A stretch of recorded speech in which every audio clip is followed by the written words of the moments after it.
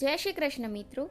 આજે હું તમને જીવંતિકામાંનું વ્રત કેવી રીતે કરવું તેની વિધિ અને જીવંતિકા વ્રતની કથા વિશે જણાવીશ. શ્રાવણ માસના પ્રથમ શુક્રવારથી આ વ્રતની શરૂઆત થાય છે અથવા કરાય છે. જો પ્રથમ શુક્રવાર ન થઈ શકે તો બીજા શુક્રવારથી પણ શરૂ કરી શકાય છે. પ્રાતઃકાળે ઉઠીને સ્નાન વિધિથી પરવારી માની તસવીર સામે 5 દિવેટનો ઘીનો દીવો કરવો, અબીલ ગુલાલ અને પુષ્પોથી પૂજા કરવી, સ્તુતિ પ્રાર્થના કરીને કથા સાંભળવી.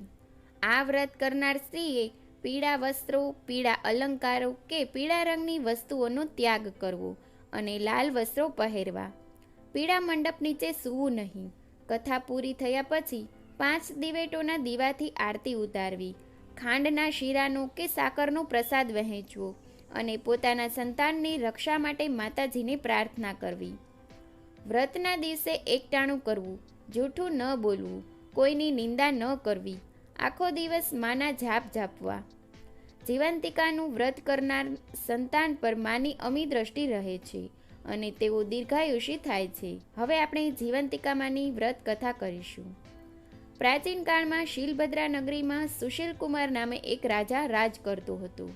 તેની રાણીનું નામ સુલક્ષણા હતું. રાજા રાણી ઘણા દાની અને ધર્મિષ્ઠ હતા તથા બધી વાતે સુખી, પણ તેમને એક વાતનું દુઃખ હતું. તેમને શેર માટેની ખોટ હતી. એમને એક પણ સંતાન હતું નહીં. તેથી રાણીબા ચિંતામાં સુકાતા જતા હતા. એમને મન સંસારના બધા જ સુખ ઝેર જેવા થઈ ગયા હતા. એક દિવસની વાત છે. રાણી સુલક્ષણા મહેલના ઝરોખામાં બેઠી બેઠી બહાર ચોગાનમાં રમતા બાળકોને એકી ટસે નિહાળી રહી હતી. એટલામાં એની એક પ્રિય દાસી ત્યાં આવી ચડી. આ દાસી સુયાણીનું પણ કામ કરતી હતી, એટલે ગામમાં કોઈની સુવાવડ આવે તો સૌ તેને બોલાવતા. દાસી ઘણી સમજુ હતી. એ રાણીના મનોભાવ તરત સમજી ગઈ. તેણે રાણીને કહ્યું, રાણીજી, તમે આટલી બધી ચિંતા શા માટે કરો છો? ખોટું ન લગાડો. તો તમને એક વાત કહેવા માંગુ છું, જેથી તમારું વાંઝ્યા મેણું હંમેશને માટે દૂર થઈ જશે. જલ્દી બતાવ મને, રાણીએ કહ્યું. દાસીએ ધીમેથી રાણીના કાનમાં કહ્યું, સાંભળો રાણીજી, ગામમાં એક બ્રાહ્મણીને 3જો મહિનો જઈ રહ્યો છે. તમે આજથી જ વાત ફેલાવી દો કે તમે સગર્ભા છો.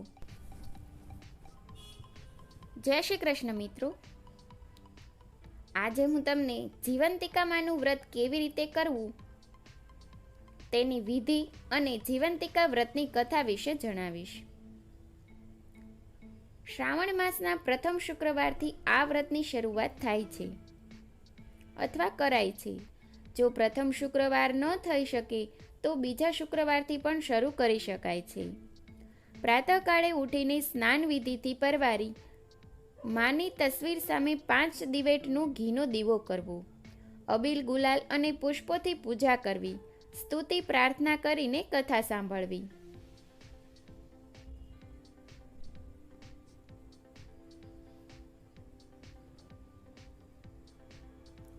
આ વ્રત કરનાર સ્ત્રીએ પીળા વસ્ત્રો, પીળા અલંકારો કે પીળા રંગની વસ્તુઓનો ત્યાગ કરવો અને લાલ વસ્ત્રો પહેરવા. પીળા મંડપ નીચે સૂવું નહીં.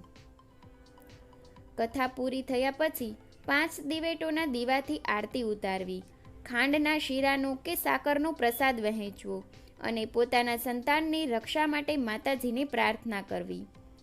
વ્રતના દિવસે એકટાણું કરવું, જૂઠું ન બોલવું, કોઈની નિંદા ન કરવી, આખો દિવસ માના જાપ જાપવા. જીવંતિકાનું વ્રત કરનાર સંતાન પર માની અમી દ્રષ્ટિ રહે છે અને તેઓ દીર્ઘાયુષી થાય છે. હવે આપણે જીવંતિકા વ્રતની કથા વિશે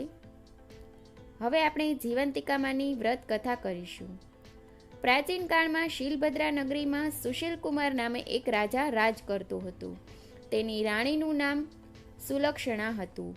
રાજા રાણી ઘણા દાની અને ધર્મિષ્ઠ હતા તથા બધી વાતે સુખી, પણ તેમને એક વાતનું દુઃખ હતું.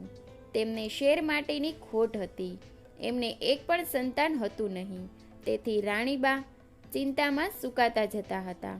એમને મન સંતાનના બધા જ સુખ ઝેર જેવા થઈ ગયા હતા. એમને મન સંસારના બધા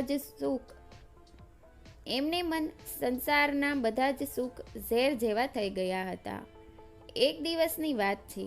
રાણી સુલક્ષણા મહેલના ઝરોખામાં બેઠી બેઠી બહાર ચોગાનમાં રમતા બાળકોને એકી ટસે નિહાળી રહી હતી. એટલામાં એની એક પ્રિય દાસી ત્યાં આવી ચડી. આ દાસી સુયાણીનું પણ કામ કરતી હતી, એટલે ગામમાં કોઈની સુવાવડ આવે તો સૌ તેને બોલાવતા.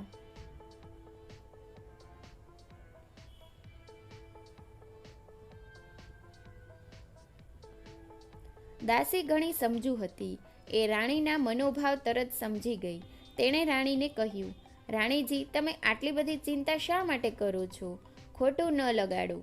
તો તમને એક વાત કહેવા માંગુ છું, જેથી તમારું વાંઝ્યા મેણું હંમેશને માટે દૂર થઈ જશે. જલ્દી બતાવ મને, રાણીએ કહ્યું.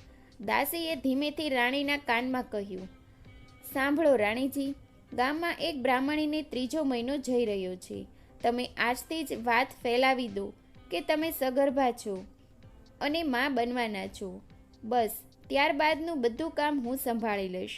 પૂરે દિવસે બ્રાહ્મણી જે બાળકને જન્મ આપશે તે હું તમને લાવીને સોંપી દઈશ. દાસીની વાત સાંભળી રાણીએ પ્રથમ ખચવાટ અનુભવ્યો, પણ દાસીએ તેમને કહ્યું, તમે બીશો નહીં, કોઈને કાંઈ કાનોકાન ખબર નહીં પડે. બાળક મળવાની લાલસાએ રાણીએ સુલક્ષણાએ આવું કૃત્ય કરવા તૈયાર થઈ ગઈ અને પોતે ગર્ભવતી છે એ વાત ફેલાવવા માંડી. જોતજોતામાં 6 મહિના વીતી ગયા. એક દિવસ રાતે બ્રાહ્મણીની પ્રસૂતિની પીડા ઉપડતા દાસીને બોલાવવામાં આવી. મધરાત બાદ બ્રાહ્મણીએ એક સુંદર અને તેજસ્વી પુત્રને જન્મ આપ્યો. દાસી બધાની રજા લઈ રવાના થઈ. થોડી વારમાં તો ઘરના બધા ઘસઘસાટ ઊંઘી ગયા. દાસી ઘરની પાછલી બારીથી ચોર પગલે બ્રાહ્મણીના ઓરડામાં આવી અને બાળકને ઉઠાવીને ઘરની બહાર નીકળી ગઈ. એ સીધી રાણી પાસે પહોંચી અને જઈને બાળક સોંપી દીધું. રાણી તો ખુશ થઈ ગઈ.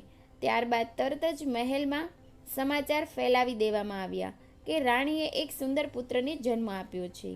આખા નગરમાં આનંદ છવાઈ ગયો. ઘેર ઘેર દીપમાલા પ્રગટી આખું નગર ઉત્સવ ઉજવી રહ્યું છે. ત્યારે બાળકની સાચી માં બ્રાહ્મણી વિલાપ કરે છે. પુત્ર ગુમ થવાથી રડે છે, ટળ વળે છે. ત્યારબાદ બ્રાહ્મણીએ જીવંતિકાનું વ્રત શરૂ કર્યું. તેથી માં જીવંતિકા બ્રાહ્મણીનો પુત્ર જે મહેલમાં રાજકુમાર થઈ ઉછરી રહ્યો છે એની રક્ષા કરવા માંડી. રાણીએ તેનું નામ શીલસેન પાડ્યું હતું. શીલસેન મોટો થવા લાગ્યો. એ યુવાન થયું ત્યારે રાજા સુશીલકુમાર અને પેલી બ્રાહ્મણીનો પતિ મરણ પામ્યા અને શીલસેન રાજગાદીએ બેઠો. તે ઘણો દયાળુ અને ધર્મિષ્ઠ હતો. પ્રજા તેને કુશળતાથી ઘણી ખુશ હતી. થોડા સમય પછી એ પિતાનું શ્રાદ્ધ કરવા માટે ગયાજી જવા નીકળ્યું. રસ્તામાં એણે એક વણિકના ઘેર ઉતારો રાખ્યો. આ વાણિયાને 6 બાળકો થયા અને વારાફરતી 6ઠા દિવસે મરણ પામ્યા. આજે વણિકના ઘેર 7મા પુત્રની છઠ્ઠી હતી. ઘરના બધા ઊંઘી ગયા હતા. ત્યારે માં જીવંતિકા શીલસેનનું રક્ષણ કરતા બારણા પાસે ઊભા હતા. મધરાત થતાં વિધાતા વણિકના પુત્રના લેખ લખવા આવ્યા.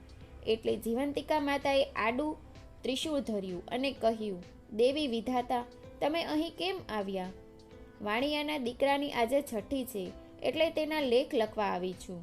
માં જીવંતિકાએ વિધાતાને પૂછ્યું, બહેન, લેખમાં શું લખશો? ત્યારે વિધાતાએ જવાબ આપ્યો કે એના ભાગ્યમાં છે તે લખીશ કે આ બાળક કાલે સવારે મરણ પામશે. આ સાંભળી માં જીવંતિકાએ કહ્યું, ના ના વિધાત્રી, એવું તમારાથી ન લખાય. જ્યાં મારા પગલાં પડે ત્યાં તમે આવું અમંગળ કદાપી ન કરી શકો, ન લખી શકો. માટે આ બાળકનું આયુષ્ય 100 વર્ષનું લખજો. છેવટે વિધાતાએ માં જીવંતિકાની આજ્ઞા માથે ચડાવી દીર્ઘાયુષ્ય લખીને ચાલતા થયા. બીજા દિવસે વાણિયાએ પોતાના બાળકને જીવતો જોયો તો એ ગદગદ થઈ ગયો. એની ખાતરી થઈ ગઈ કે આ બધું જ આ મુસાફરના મંગલ પગલાંના પ્રતાપે જ થયું છે. શીલસેન બીજા દિવસે જવા તૈયાર થયો ત્યારે વાણિયાએ ખૂબ જ આગ્રહ કરીને ફરીવાર આવવા કહ્યું. શીલસેને હા પાડી. ત્યાંથી એ ઘણા દિવસે ગયાજી પહોંચ્યો. પોતાના પિતાની શ્રાદ્ધ ક્રિયા પૂરી કરી જ્યાં એ પિંડદાન કરવા જતો હતો ત્યારે નદીમાંથી 2 હાથ બહાર આવ્યા. આ જોઈને શિવસેનના અચરજનો પાર ન રહ્યો. તેણે પંડિતોને આનું કારણ પૂછ્યું, પણ પંડિતો તેનો કોઈ જવાબ આપી શક્યા નહીં. આમાં બીજો હાથ કોઈ દેવીના હાથ જેવો લાગતો હતો. એણે પિંડ એક હાથમાં મૂકી દીધો. આમ શ્રાદ્ધ ક્રિયા પતાવી શિવસેન પોતાને ગામ આવવા ચાલી નીકળ્યો. ફરતો ફરતો શિવસેન બરાબર 1 વર્ષ પહેલાં વાણિયાને ઘેર આવ્યો અને રાતવાસો રહ્યો. એ દિવસે વાણિયાને ત્યાં ફરી બાળકનો જન્મ થઈ 6 દિવસ થયા હતા. રાત પડતા જ વિધાતા છઠ્ઠીના લેખ લખવા આવ્યા તો માં જીવંતિકાએ તેમને રોકીને 100 વર્ષનું આયુષ્ય લખવા કહ્યું. વિધાતાએ આજ્ઞા માન્ય રાખી. લેખ લખીને પાછા ફરતી વખતે જીવંતિકા માને પૂછ્યું, માં, તમે આ રાજકુમારનું રક્ષણ શા માટે કરો છો? આ ક્ષણે જ શિવસેનની આંખ ખુલી ગઈ. તેને કોઈક વાત કરી રહ્યું હોય તેવું લાગ્યું. તે ચૂપચાપ પથારીમાં પડ્યો આ સંવાદ સાંભળવા લાગ્યો. માં જીવંતિકાએ કહ્યું, દેવી વિધાતા, આ રાજકુમારની માતા વર્ષોથી શુક્રવારે મારું વ્રત કરે છે. તે દિવસે પીળા વસ્ત્રો પહેરતી નથી, પીળા અલંકારો પણ ધારણ કરતી નથી, ચોખાના પાણીને ઓળંગતી નથી અને પીળા માંડવા નીચે જતી નથી. આથી મારે આ રાજકુમારની રક્ષા કરવી પડે છે. એ જ્યાં જાય ત્યાં મારે જવું પડે છે. તેના લીધે હું આજે વાણિયાને ઘેર છું. જ્યાં સુધી વાણિયાને ઘેર મારો વાસ હોય ત્યાં સુધી હું તેના બાળકનું અહિત શી રીતે થવા દઉં? ભલે કહી વિધાતા જતા રહ્યા. આ સાંભળી શિવસેન વિચારમાં પડી ગયું. એની માતા કોઈ વ્રત કરતી હોય એવું એને યાદ ન હતું. છતાં એણે માતાને પૂછી ખાતરી કરવા નક્કી કર્યું. સવાર થતાં વાણિયાએ જોયું તો તેનો બીજો દીકરો પણ જીવતો જણાયો. એને લાગ્યું કે નક્કી આ શિવસેન કોઈ મહાન માણસ છે. બીજે દિવસે શિવસેને રજા માંગી ત્યારે વાણિયાએ એમને આનંદથી રજા આપી. ઘણા જ દિવસે શિવસેન પોતાના રાજ્યમાં પહોંચ્યો. મહેલે જઈને માને પૂછ્યું, માં, તમે કયું વ્રત કરો છો? બેટા, હું કોઈ વ્રત કરતી નથી, રાણી સુલક્ષણા બોલી. આથી શિવસેનને શંકા પડી કે આ મારી સગી માં નથી. પોતાની માને શોધી કાઢવા માટે એણે શ્રાવણ માસના પ્રથમ શુક્રવારે આખી નગરીને જમાડવાનું આમંત્રણ આપ્યું. સાથે સખ્ત સૂચના આપી કે દરેક પીળા વસ્ત્ર પહેરવા. બધા જ જમવા આવ્યા ત્યારે શિવસેને આજ્ઞા કરી કે નગરમાં તપાસ કરો કે કોઈ રહી ગયું છે. થોડી વારે અનુચરોએ આવીને કહ્યું કે એક બ્રાહ્મણી પીળા વસ્ત્ર પહેરીને આવવાની ના પાડે છે. આજે એને પીળા વસ્ત્ર નહીં પહેરવાનું વ્રત છે. આ સાંભળી રાજકુમાર ગદગદ થઈ ગયો. એણે તરત જ બ્રાહ્મણી માટે લાલ રંગના વસ્ત્રો મોકલાવ્યા. એ પહેરીને બ્રાહ્મણી આવી. શિવસેન સામે આવતા જ એના ધાવણમાંથી દૂધની ધાર છૂટી અને શિવસેનના મોંમાં પડી. આ જોતા જ નગરજનો અચરજમાં પડી ગયા અને એકી અવાજે બોલી ઉઠ્યા, આજ રાજકુમાર શિવસેનની માતા છે. ત્યારબાદ શિવસેન રાણી સુલક્ષણાની બધી વાત પૂછી. રાણીએ રડતા રડતા બધી વાત જણાવી દીધી. શિવસેન પોતાની સગી જનેતાને ભેટી પડ્યો અને એને પોતાની સાથે મહેલમાં રાખી. એ દિવસથી આખા ગામની સ્ત્રીઓએ પોતાના વહાલસોયા બાળકોની રક્ષા માટે માં જીવંતિકાનું વ્રત કરવાનું શરૂ કરી દીધું. શિવસેને વર્ષો સુધી સુખપૂર્વક રાજ કર્યું. હે માં જીવંતિકા, તમે જેમ બ્રાહ્મણીના બાળકનું રક્ષણ કર્યું તેવું વ્રત કરનાર સૌના બાળકનું રક્ષણ કરજો અને એમને સુખ સંપત્તિ આપજો. જય જીવંતિકામાં.